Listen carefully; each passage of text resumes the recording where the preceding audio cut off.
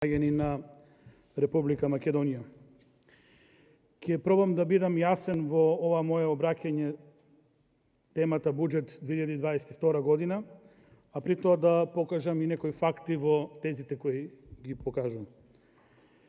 Прво, имам еден пријател митрополит, во една ситуација ми вика: професоре, оставете бројките, вие сте професор, научник, вие сте и верник, ви верувам, туку дајте објаснејте ми со така наречена селска математика. Што давам за да се заврши работата, што ќе добијам откако ќе се заврши работата. Сега, со тој речник, на граѓаните на Република Македонија мора да и биде јасно околу буџетот 2022 година дека ќе си плаќаат даноци, такси, давачки кон државата, а за возврат ќе добијат ништо. Или поблага варијанта, да очекуваат исто толку што добиле и досега. Некаде малку повеќе, некаде малку помалку. И ова се однесува на пензионерите, на социјалците, на работниците, на рударите, земјоделците, докторите, невработените, студентите. Затоа што оваа политика се провлекува 4-5 години наназад и истата политика ќе биде и понатаму, нормално, доколку оваа влада обстои. Се надевам нема. Со оваа анализа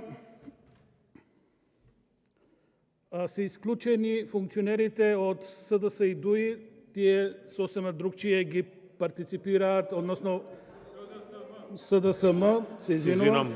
Морам да реагирам бидејќи се извини, веќе да, во ред. Поред не мора да ме прекинувате. Така да за нив сето ова не се однесува, тие имаат привилегии, имаат проекти за реализирање, тендери и така натаму, кај нив е сосема друга математиката. Сега, покрај нели тоа народно обраќање и очекувањето за граѓаните, малку реална математика околу буџетот. Ќе се осврнам на неколку карактеристични точки на буџетот, затоа што многу се збореше за буџетот, многу бројки, меѓутоа мора да биде јасно. Бруто домашниот производ во 2022 година се очекува да биде приближно 12 милиарди евра. При тоа, задолжувањето ќе бидат некаде 7,78 милиона евра, што е приближно 65% од БДП. Инфлацијата е смешно проектирана на 2,4%, иако може не хаос и домино ефекти со инфлацијата, во моментот таа е над 3%. Расходите во буџетот се 4,4 милиарди евра, приходите 3,9 милиарди евра, значи во буџетот од старт ни фалат 500 милиона евра, минимум, познавајќи ја политиката на Социјалдемократскиот сојуз, ова сигурно ќе расте многу повеќе. Сега, алармантно, задолжувањето од 2017 до 2021, односно 2022 година, ни следува ова сценарио. Разликата 2017-2021 година е 2,6 милиарди евра задолжување, ново задолжување на Република Македонија, како резултат на работењето на оваа влада, односно неработењето на оваа влада. За споредба, тоа е половина од задолжувањето од 1945 година до 2017 година. Значи, Социјалдемократскиот сојуз тоа успеа да го направи за 4 години. Сега, ако ја земеме и 2022 година, што ќе добиеме на крајот, тоа ќе биде сигурно 3 милиарди задолжување во периодот 2017-2022 година. Сериозна бројка, која мора да не загрижува, а уште повеќе загрижува фактот дека Социјалдемократскиот сојуз во ова задолжување и во ваквите проекции гледа основа за развој. За мене, за нас, за реалната научна фела, ова е основа за крах и едно силно траскање од земја, за да сватиме каде се наоѓаме со финансиите. Забрзано одиме во сценариото буџетот да биде еднаков на бруто домашниот производ. Ова е сериозен проблем и за етаблирани држави, а верувајте, Македонија со едно такво сценарио многу тешко ќе се снајде. Затоа што може да очекуваме неповолни кредити во иднина, исплаќање само на камати, никаков развој во ситуација кога сме последни, односно предпоследни во Европа, може да очекувате продажба на државниот имот и јако веќе е распродаден, остана само земјата, водата, шумата и нешто од електростопанството. Ова ќе придонесе за дополнително зголемување на иселувањето од државата и многу други несакани последици. Жално е, ниту еден од колегите пратеници од Социјалдемократскиот сојуз не се осврна критички на оваа појава зголемување на јавниот долг во државата. Исто така жално е што науката не е вклучена во целиот овој процес. Може да прочитате многу интересни и убави статии од ова проблематика, меѓутоа тие не допираат до парламентот, не допираат до владата, не допираат до парламентарното мнозинство. Сега ќе се осврнам на неколку клучни моменти, за да и стане на граѓаните јасно каде одат парите, односно каде се губат парите. Како се менаџират парите, најдобро ќе видиме во ковид кризата. Нормално пандемија од светски размер, меѓутоа ќе ви текне првиот пакет беше само 5 милиона евра. Кога ВМРО збореше дека треба да се бризгат минимум 110 милиона евра во стопанството, ни се смеевте, за на крајот од 2020 година да бидат планирани од ваша страна над милиарда евра, односно потрошени 704 милиона евра за ковид кризата. Толку ја разбирате работата. 2021 година се планирани 178 милиона евра за ковид кризата, со тоа што дел од средствата од 2022 година продолжија програмите да се користат, така да сумата потрошени пари, односно ќе се потрошат во 2021 година, е некаде 507 милиона евра. Што загрижува во овие бројки? Каде е 2022 година? Јас во буџетот не ја препознавам ковид кризата, односно имаме 0 евра аранжман за ковид кризата. Не ми е јасно, кризата не е завршена, има појава на нови соеви, научниците зборат за секакви сценарија, ние не предвидуваме ништо за оваа работа. Или, повторно веќе виденото сценарио, ќе носиме пакети, пакетчиња, ќе правиме матно и хаос, никој да не знае каде одат, зашто одат и како да се планираат парите за оваа криза. Уште пострашна е енергетската криза. Професорот Христијан Мицковски, нашиот лидер, ви кажа дека минимум кризата ќе не кошта 250 милиона евра. Повторно истото сценарио. Напади, омаловажување, приказни, вака, онака. И тоа ви кажа дополнително. 250 милиона евра ќе истрошиме само и само ако кризата е менаџирана од професионалци. Воспротивно, и тоа што сте тргнале да формирате повторно партиски комисии за менаџирање на оваа криза, бидете сигурни дека овие пари нема да ни стигнат. Зошто? Затоа што по утрото се познава денот. 63 милиона евра веќе се бризгани од буџетот за енергетската криза. Разногласието само остава впечаток на граѓаните, на фирмите, дека ова нешто не чини. Министерот за економија Бектеши кажа максимум 100 милиона евра ќе не кошта кризата. За вчера, односно пред 2-3 дена, Веслимовски да каже дека 136 милиона евра ќе не кошта само еден сегмент, односно набавувањето на струја. Фирмите се исклучени од целата приказна, веќе набавуваат струја 4 до 5 пати поскапа од цената на струјата која беше планирана во нивните пресметки и цената која ја резервираа нормално, а не ја добија како струја. Граѓаните ќе платат дел од оваа криза. Се бара сценарио, дали поскапувањето на струјата за граѓаните ќе биде 10%, 13,6%, 20% првата лицитација на владата максимум. За вчера да слушнеме повторно од Веслимовски нова методологија, отворена цена за 30 дена или за 60 дена, па што ќе се случува на пазарот, тоа ќе си трпат граѓаните. Парното воопшто не го отварате како проблем, иако гасот е 4 пати поскап.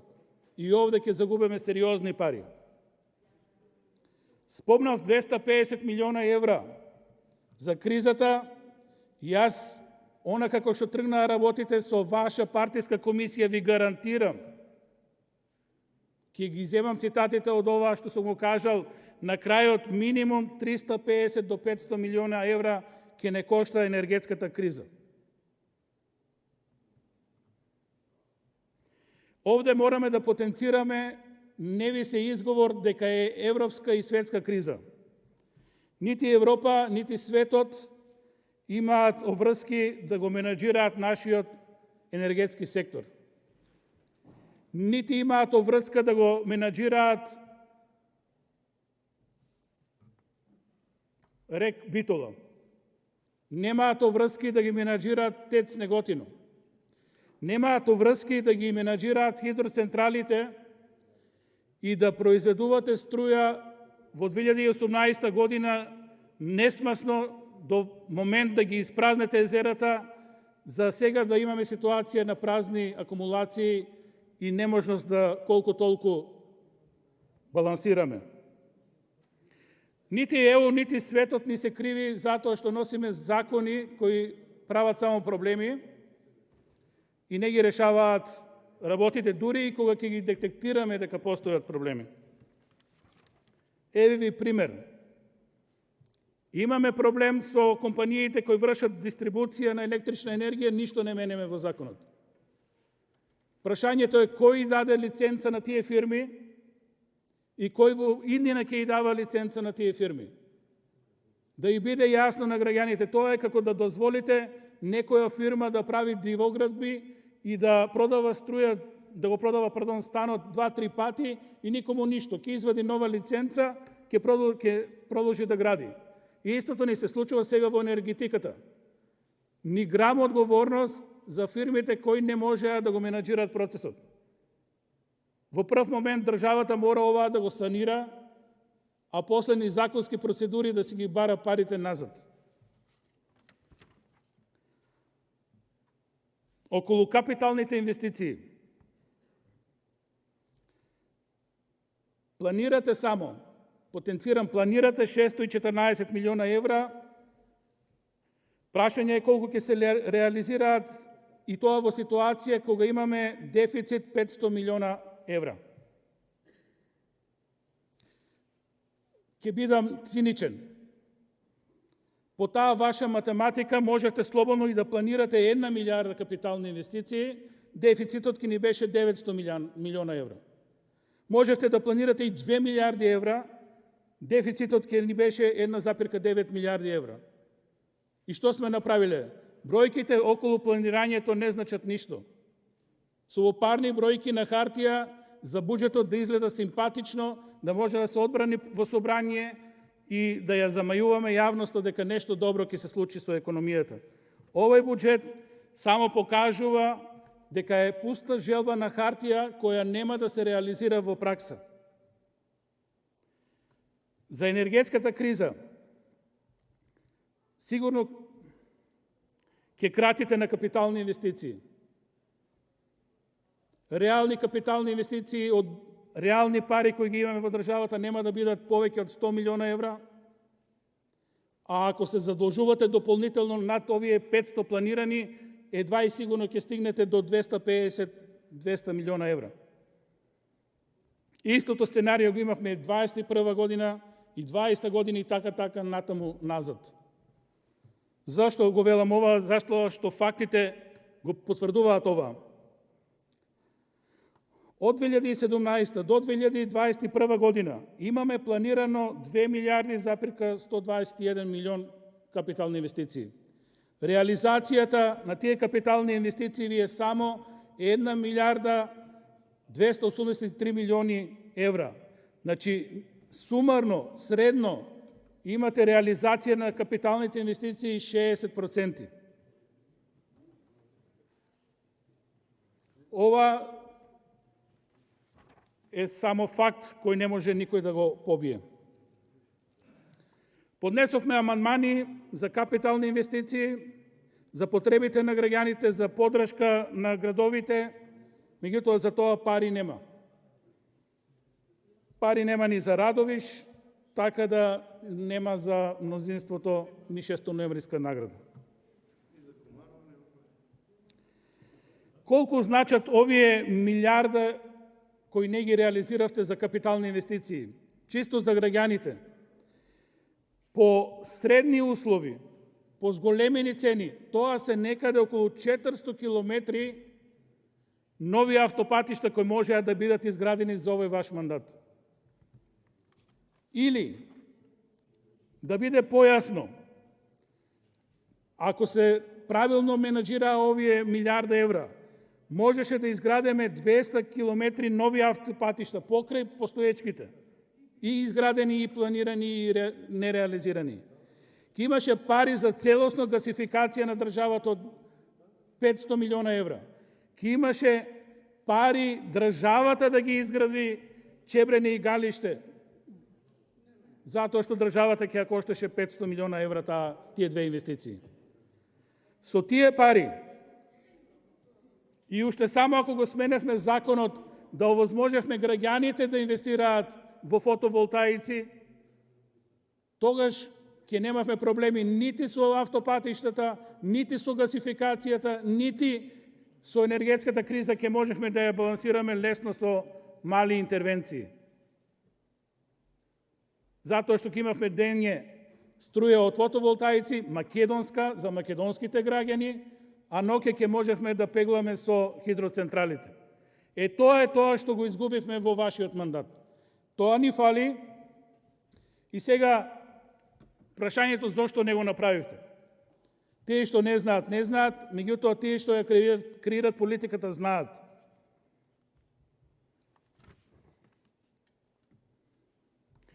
Ако ги реализиравте овие милиарда евра, на сегашните 3 милиарда евра задолжувања и уште милиарда која ни виси во воздух за менаџирање на кризите во 2022 година, тогаш стигаме до фантастични над 4,7 милиарди евра задолжување кои во таа ситуација би ги направиле како влада, односно ќе го дуплиравте долгот на Република Македонија од 1945 до 2017 година. Затоа вашите министри, вашиот премиер немаа храброст ова да го повлечат. Затоа што тоа ќе беше убитачно да го зголемите долгот на државата за еден мандат. На крајот, резултатите за ова 2022 година се јасни. Ќе создадете хаос, ќе трубате по медиумите дека имаме криза, ваква, онаква, и повторно со закони, со пакети ќе се менаџира целиот процес, во кој нема јасни правила, кој добива, кој губи. Нема предвидливост за граѓаните, за фирмите, за државата. Ќе завршиме со над 3 милиарди евра долг и повторно ќе сме на нула точка и во однос на автопатиштата, и во однос на гасификацијата, и во однос на енергетиката. Тоа е поразителното сценарио на овој буџет, Колку сакате да го прифатите или не, тоа е вистината. Благодарам.